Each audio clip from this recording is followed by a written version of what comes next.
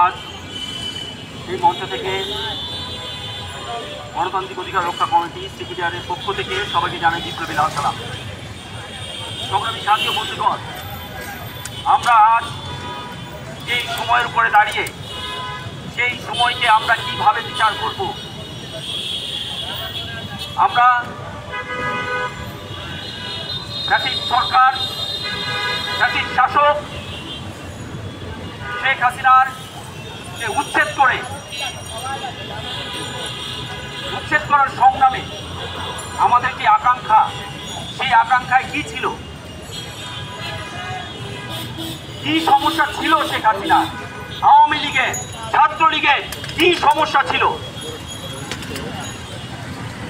বিচার বহির্ভূত হত্যাকাণ্ড, খুন, নৈরাজ্য, সর্বোপরি মানুষের বিচারহীনতা।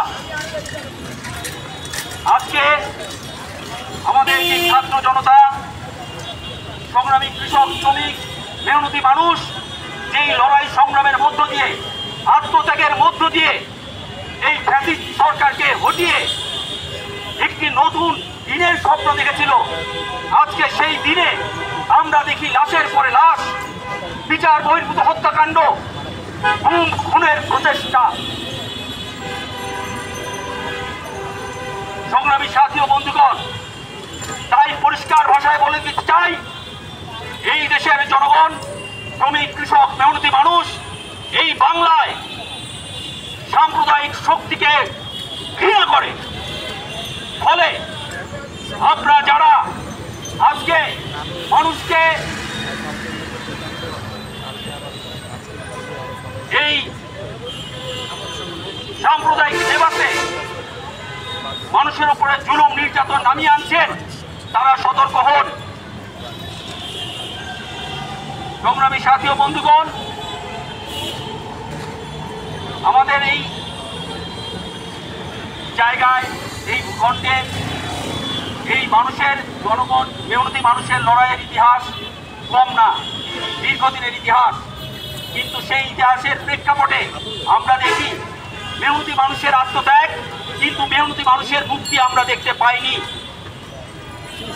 আমরা এই 2024-এ এসেও যেই লড়াই, ফ্যাসিবাদের বিরুদ্ধে যে লড়াই, যে সংগ্রাম, সেই সংগ্রামে যেই মানুষ আত্মত্যাগ করলেন, তাদের অধিকাংশ মানুষ শ্রমজীবী, মেহনতি মানুষ, সাধারণ জনগণ।